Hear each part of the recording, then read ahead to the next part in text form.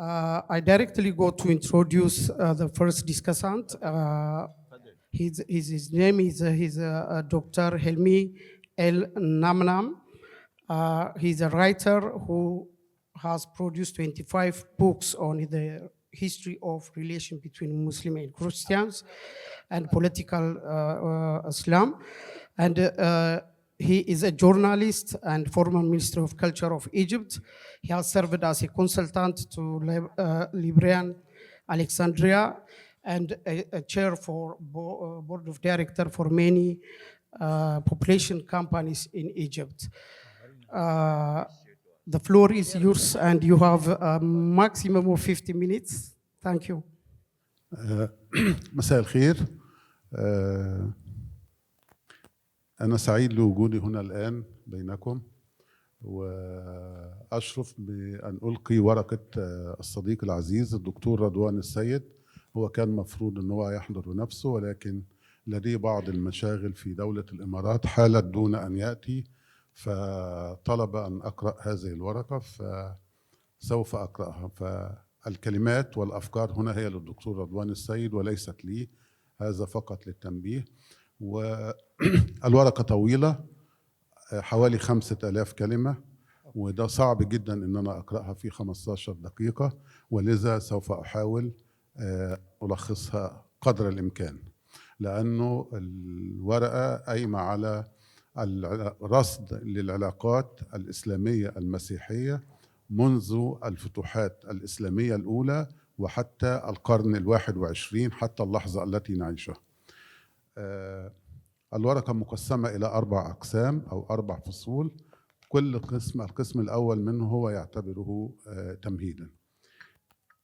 يبدأ الدكتور رضوان من كلمة للاهوتي والمفكر هانس كينج في كتابه نحو مشروع أخلاقي عالمي دور الأديان في صناعة السلام، والكتاب صدر سنة 1990. المقولة التي يبدأ بها الدكتور رضوان أنه لا سلام في العالم إلا بالسلام بين الأديان، ولا سلام بين الأديان إلا بالحوار بينها. يقصد اللي هو كينج، يقصد الوصول إلى إجماعات على أخلاق عالمية أساسها القاعدة الذهبية في كل الأديان: أحب لأخيك ما تحبه لنفسك. الدكتور رضوان بيرفض هذه المقولة لسببين. السبب الأول أنه الأديان ما عادت هي أسباب الصراع والنزاع في العالم الآن. 2، هو لا يثق كثيرا في أنه إذا ما تحقق السلام والحوار بين الأديان سوف ينعكس ذلك على المجتمع وعلى السياسة العامة، بل سيظل الصراع كما هو. في الفقرة الأولى وبدايات العلاقة بين الإسلام والمسيحية بيتوقف كثيرا أمام حدثين: الفتوحات العربية أو الفتوحات الإسلامية وأثرها السلبي بالنسبة للمسيحيين، ثم الحروب التي حدثت بين الشرق والغرب اللي بتسمى عند بعض المؤرخين العرب حروب الفرنجة، وتسمى الآن بالتسمية الشائعة الحروب الصليبية. بيتوقف عندها طويلا، ومندهش الدكتور رضوان من أمرين. الأمر الأول أنه المسلمين كانوا على اقتناع تام أنه لا يمكن محو المسيحية من الوجود ولا يمكن محو المسيحيين، والمسيحية من ناحيتها كان المسيحيون أيضا لديهم الاقتناع بأنه لا يمكنهم القضاء على الإسلام والمسلمين. طيب، إذا كان هذا الاقتناع قائما، لماذا كانت الحروب في الأساس؟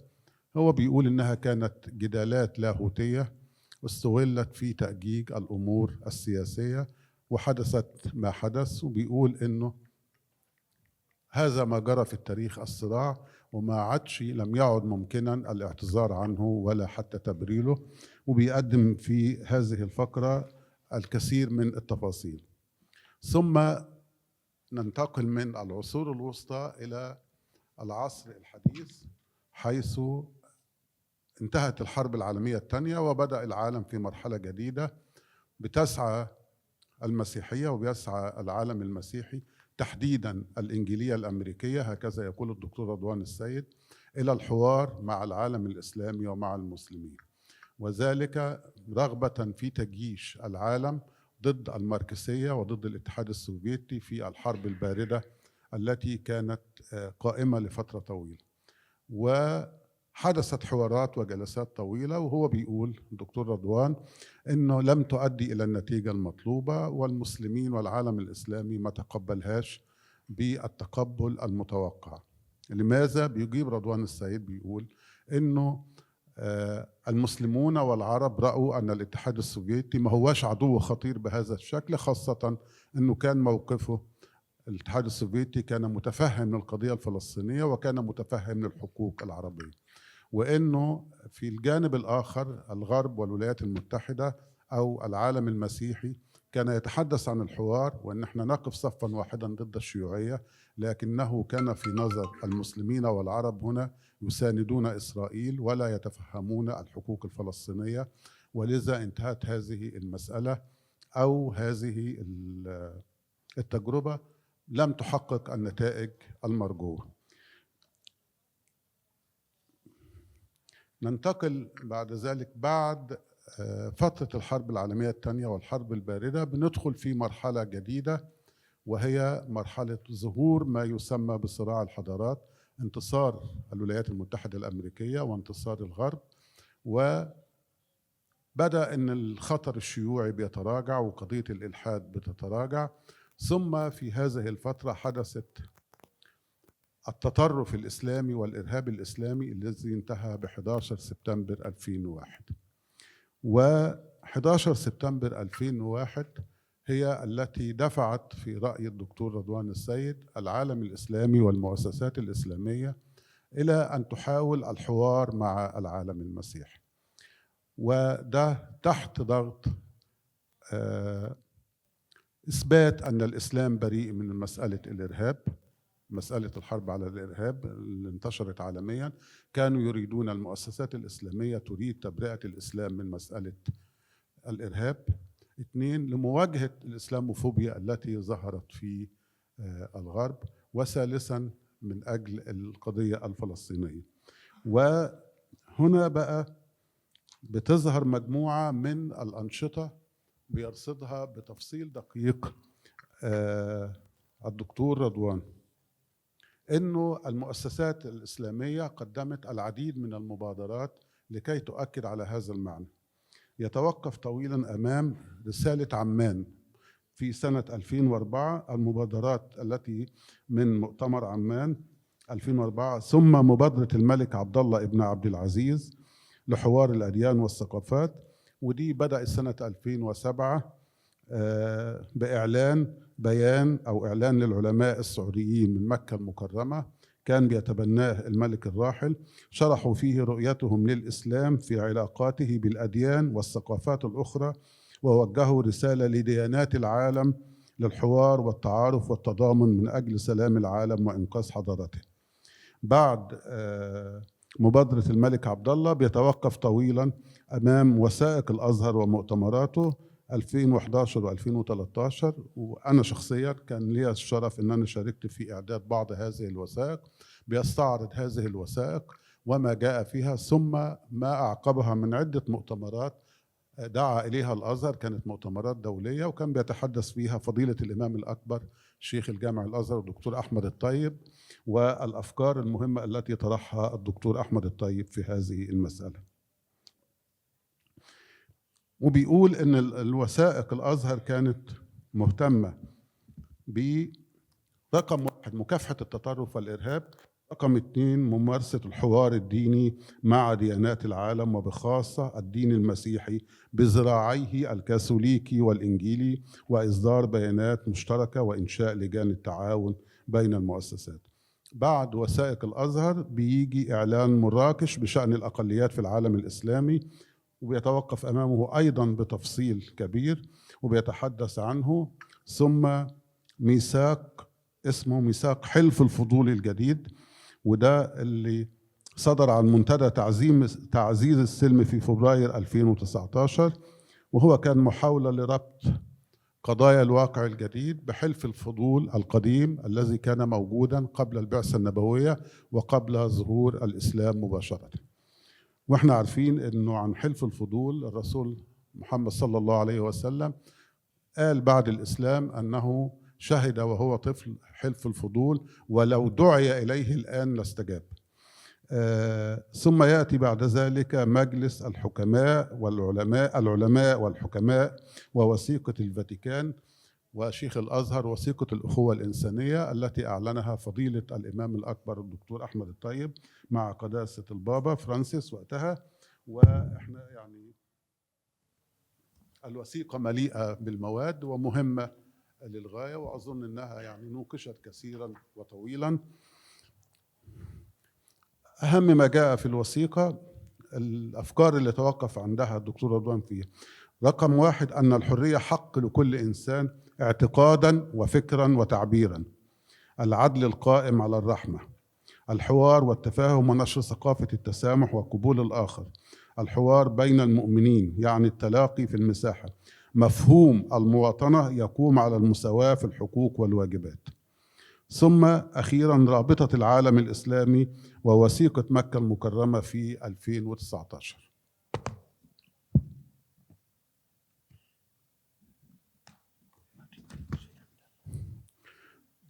نصل إلى الجزء الختامي في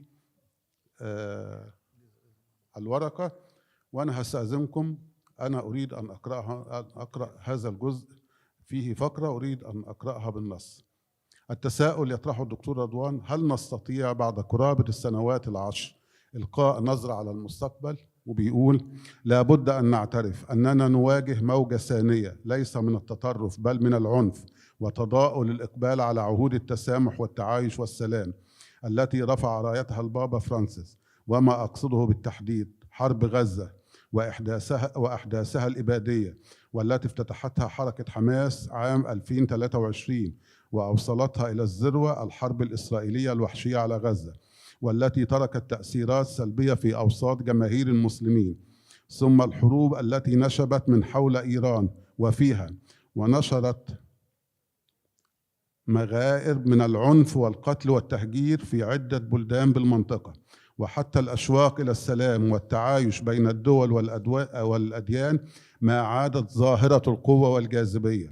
الواقع أن النغمة الدينية تصاعدت لدى سائر الأطراف، ما حدث شيء بارز بين المسلمين والمسيحيين، لكن الأطراف الإقليمية والدولية استخدمت الأديان والمذاهب بإسراف. وعلينا أن لا ننسى أن المنتسبين إلى داعش والقاعدة صعدت هجماتهم في غرب إفريقيا أيضا. الدين قوة ناعمة، لكن استخدام المتطرفين العنيفين له يقسمه ويسيء إلى روحه، ويبدو ذلك سلبيا جدا في أوساط الجمهور في سائر الأنحاء.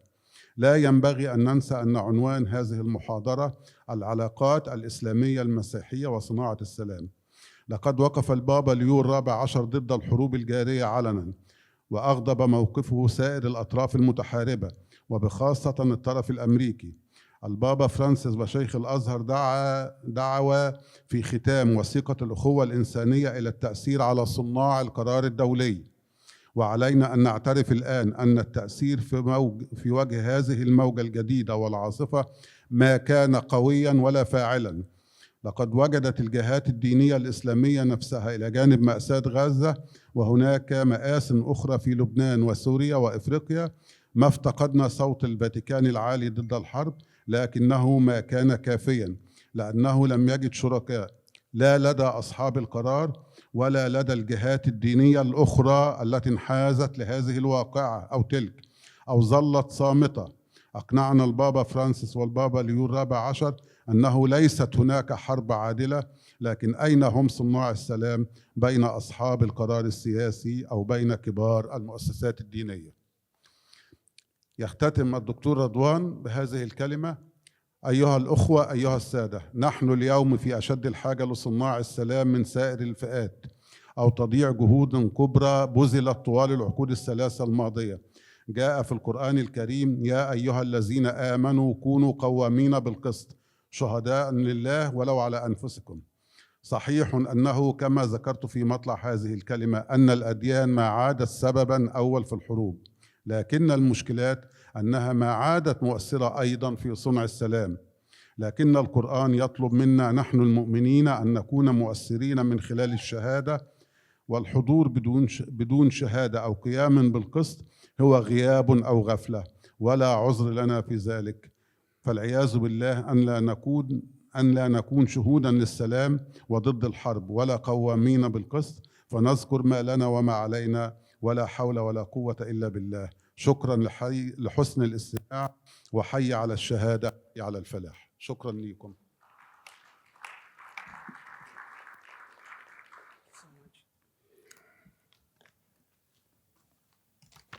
Thank you for the timely presentation. I call now Dr.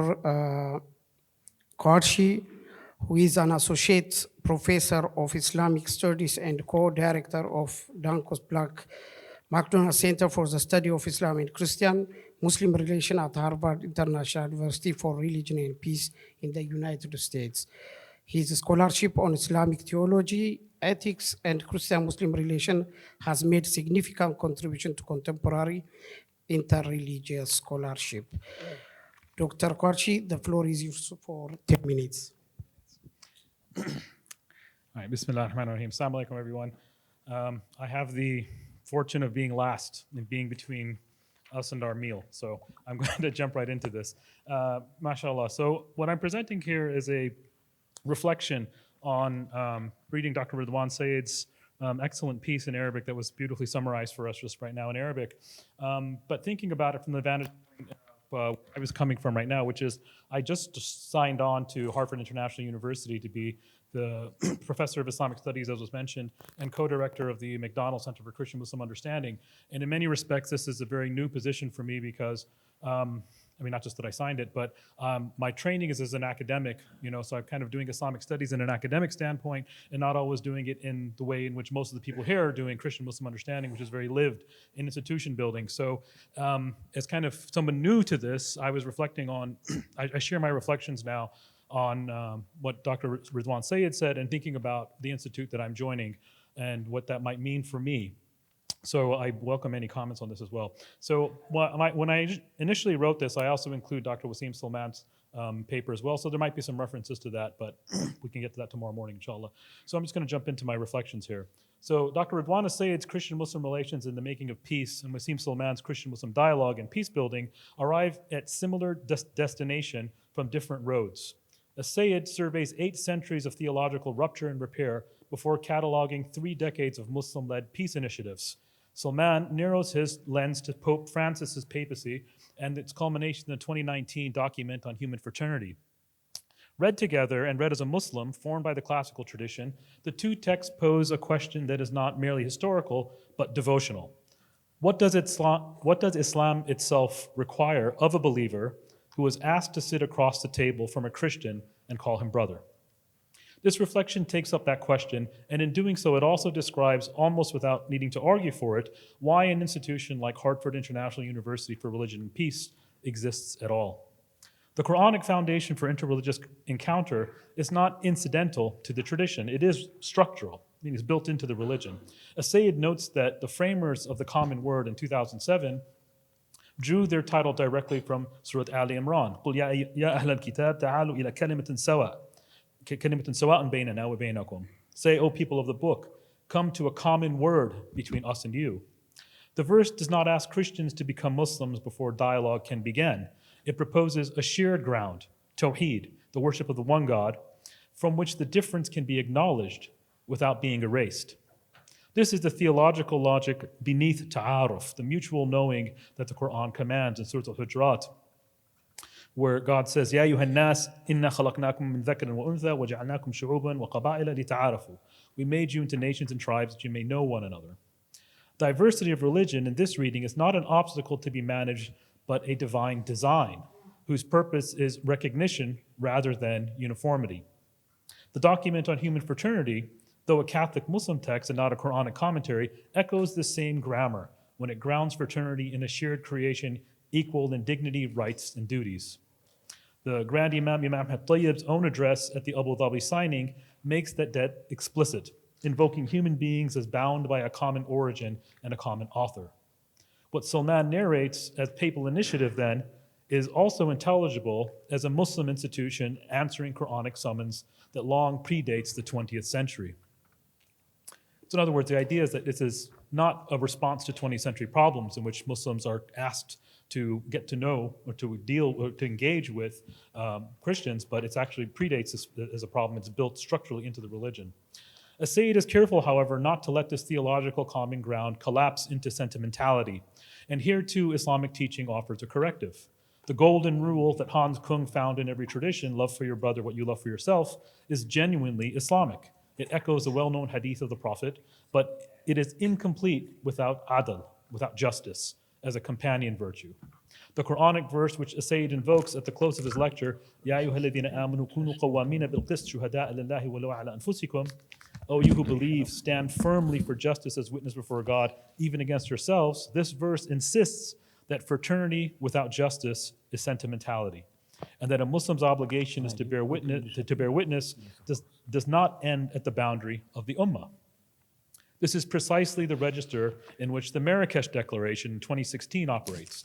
It grounds the protection of religious minorities not in liberal tolerance imported from outside the tradition, but in the Constitution of Medina, the Prophet's own charter, establishing unity among diversity, unity amid diversity among Muslims, Jews, and others in 7th century Yathrib. The declaration's call for a renewed jurisprudence of citizenship, fiqh al-muwatana, is thus not a departure from Islamic law, but a retrieval of one of its founding texts. Read this way, there are what Sayyid traces from the Amman message through the Mecca Charter. There is less an accommodation to modern pluralism than a recovery of resources the tradition possesses from its origin. Both texts also insist, rightly from an Islamic point of view, that dialogue must never be mistaken for compromise of belief.